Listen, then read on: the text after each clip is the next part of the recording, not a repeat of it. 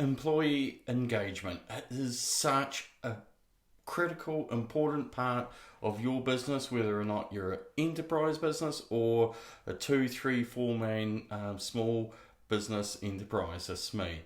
Hi, I'm Rob Ball from Plexus Consulting, and today I'm really just going to dive a little bit further into this whole term called employee engagement because it's so critical for business improvement and business success. So, what is it? To me, it's white noise. A lot of people use the term, a lot of people talk about it, but do they actually sit back and define it themselves?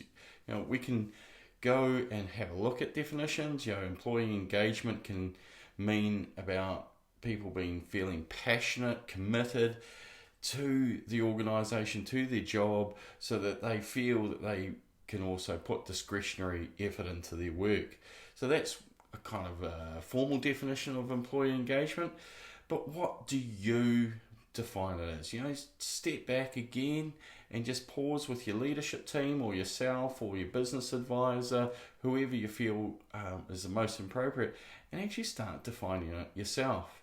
I had one boss that I had many years ago, and his way of really defining employee engagement is he gave us 10% play while we got on with all the other bits of work, because it was mundane bureaucracy type of work, but he always encouraged us to really go and find a project that may or may not be directly related to our job. So that was his 10% play, and we had some fun. My project ended up being national award winning project, so it was really awesome. But that inspired me to do the best what I could do for the rest of the 90%. So how you do it and how you define it can be quite individual, but actually spend some time talking about it and defining it. So it really is there so you can enable staff to feel passionate, feel inspired by their job. It doesn't matter if it's a routine job or quite an inspirational or explorational type of job. How do they feel passionate, inspired and driven with the work that they do when they turn up each day? So that's the first question I challenge you with, is how do you define employee engagement? Why this is important. 92% of business leaders feel it is absolutely critical to business success if they have good employee engagement. Gallup has done research year in, year out and shown that those organisations that have positive employee engagement, they lift their productivity by at least 20% or more. So it has real good benefits, and most business leaders really feel passionate. So how do you define it, and what does it mean for your organisation? What does it mean to your staff? So open up. I've talked about transparency before.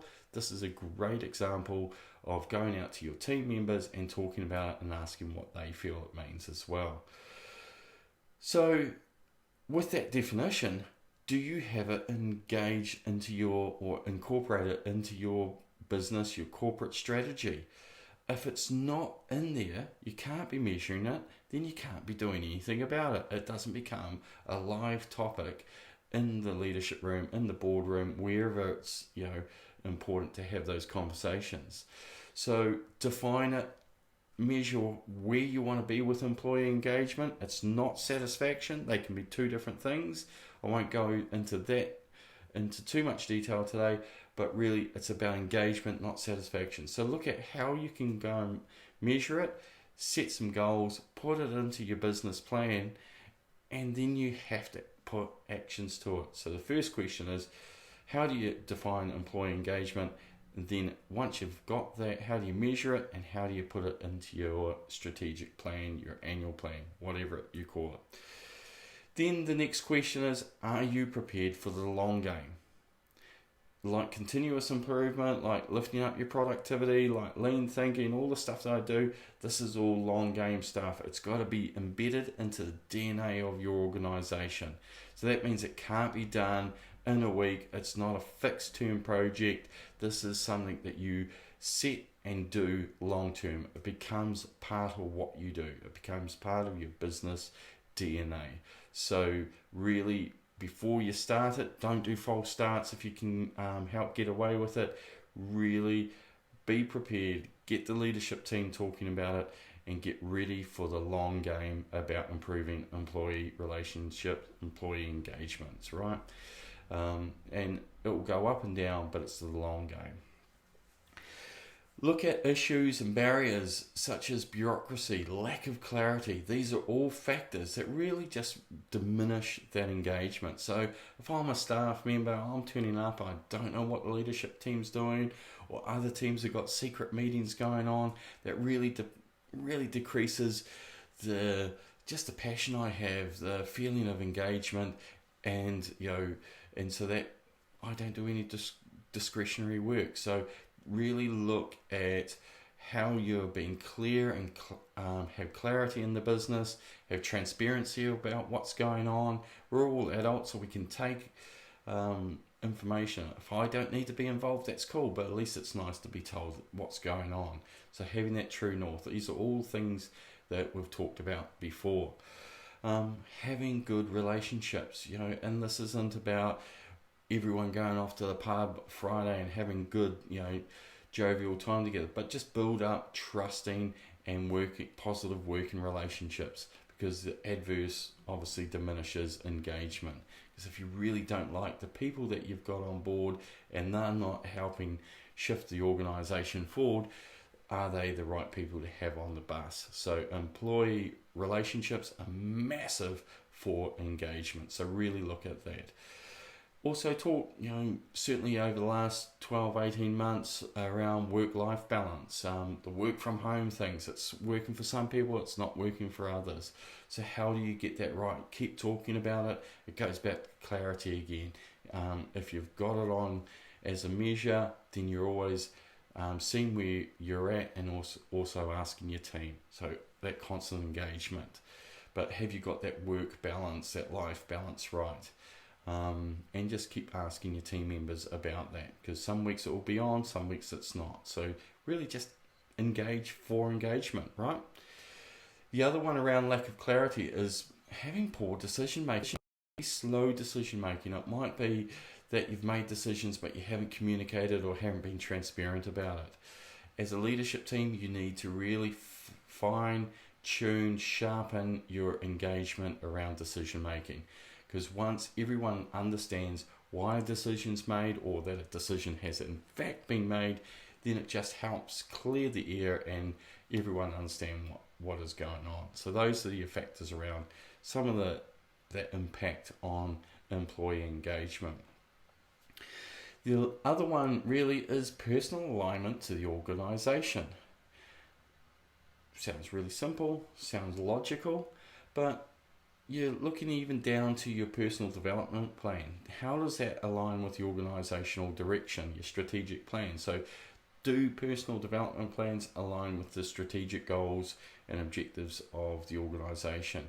If you can't see it as a leader, how can your staff members do that as well? So making sure you communicate, you talk about what their goals are and how that benefits the organisation, and vice versa, so that everyone can see what's in it for them and how they can contribute to the success of the business as well. So that's really important, and reinforcing it and giving that positive feedback, which comes to acknowledgement. I've been into lots of organisations, and there's the voucher for the employee of the month, the best idea of the month, and they're spending hundreds of dollars a month on vouchers, or go for a dinner, all sorts of things to inspire people to do a great job. Whereas it's been shown many times over that just a small acknowledgement in front of peers, by your peers, can be the most beneficial, the most powerful way to acknowledge and accept people for the work that they've done. It might be that small thank you at a stand-up meeting on a Friday, going, hey, I really loved how you just came and helped me collect all of those documents, stapled them together, boxed them, and got them to the meeting. All of those small little tasks that we tend to forget when we get really busy. So acknowledgement from peers, in front of peers, is really, really powerful. You can go on to some elaborate mechanisms and voucher schemes and employee of the month. That's great, and putting a photo in the hallway, that's awesome, but don't underestimate the small acknowledgements and the small celebrations. So that's really important. So that leads me to my last question, really, around employee engagement. What are your plans or actions you've got to improve employee engagement? If we've talked about this and you've come up with some ideas or you've been thinking about it, but you don't have actions that you're accountable for, even if it's accountable to yourself, all of this is wasted time. You've actually got to spend time doing it.